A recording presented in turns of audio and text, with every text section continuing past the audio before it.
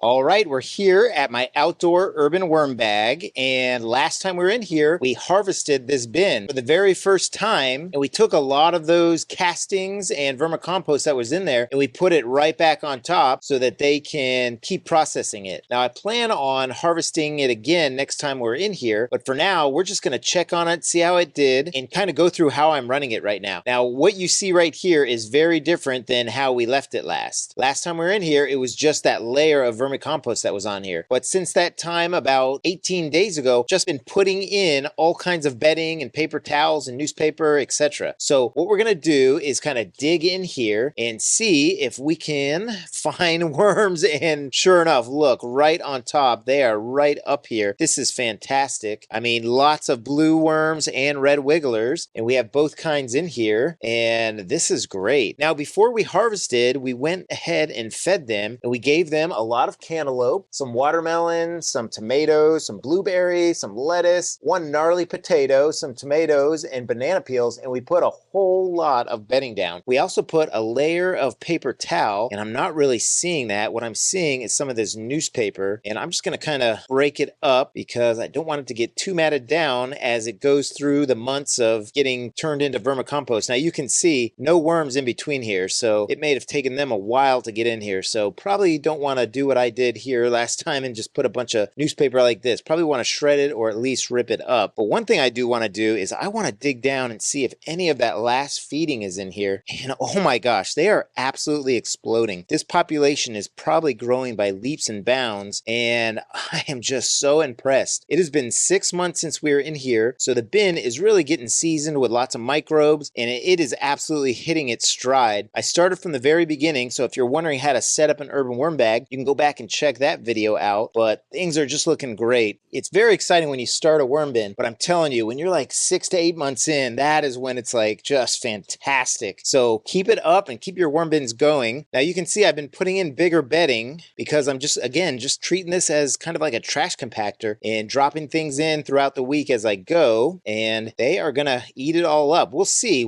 if by the time this stuff gets to the bottom, we'll see how well the harvest is doing, but so far I am really happy with it. Let's go ahead and dig around some more, and this right here is just a temperature gauge that we have for it. And since this is outdoors and I'm still in Florida, we have been having to use frozen water bottles to try and keep it cool. Now, if this was inside, I don't think I'd have any issues with that, and the Urban Worm Company does recommend that you run this inside, but I don't have any room for it, and the executive producer really doesn't want it in there. So it is an outdoor worm bin, and here is one of our other temperature sensors. We're just gonna keep that buried right under there. I'm not really trying to get too far down. I just want to get to where that last feeding was. Again, check it out. Lots of great worms, but as I'm getting to this bigger bedding, I'm just gonna rip it up. So very happy here. This is a pumpkin stem from that pumpkin that we put in here a couple months ago, and we're gonna keep that in there, and if it pops out the bottom, we're gonna keep putting it in until it's completely gone. So let me just aerate the rest, and then we'll come back for our feeding. I'm not sure why I thought putting whole newspaper crumpled up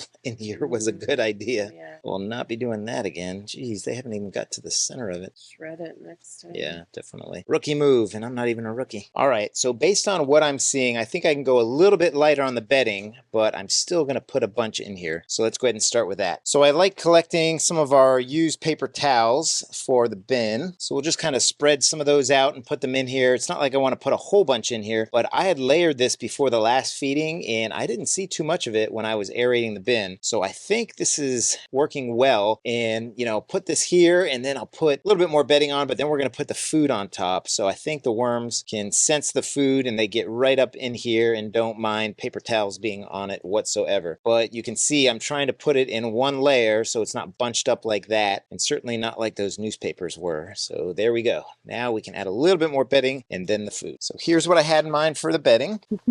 Sorry.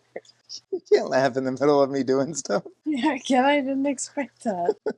So this is some shredded cardboard and some egg cartons, that kind of thing. Now I think I'll at least rip these in half for next time, just based on what I saw in there. And I think I did that with the paper towel rolls, but these are toilet paper rolls. So I'll just kind of rip these up so that the worms can get to them more. Certainly I could have shredded them in my 12-sheet crosscut micro shredder, which I have affiliate links for if you're interested, but they swallow up any cardboard really well, and corrugated cardboard really well too. So there we go for the bedding. Now let's add our food. So it was actually 18 days since we harvested, but it was actually 22 days since we put any food in here. So they're going to get kind of a big feeding going. And my son just moved out of his apartment because he got married and he had a lot of food left over. So we're just kind of taking that food that went bad from his apartment and we're going to feed it to the worms. And Jason, check out this adorable amount of food for this big bin. And don't ask me why, but we had a lot of leftover strawberries here. They went bad and I feel ashamed because I absolutely love strawberries. But second to me, I think the worms love strawberries next because this is what I use when I start a bin. I use strawberries because they have a slow food and a fast food mixed into one. So you can always tell how much they've eaten when you start off your worm bins with strawberries. And I'm just spreading this out and I'm actually going to pierce this apple because I don't want it to get in here and ferment. Now all of this food is frozen, which is why I'm able to just kind of disintegrate this apple like this. And then I thaw it out for a little bit and that helps to break the cell walls of the plant material and they kind of turn into mush when they thaw out. And the executive producer let me know that there was another apple and this one had already started rotting, as had that one. So just kind of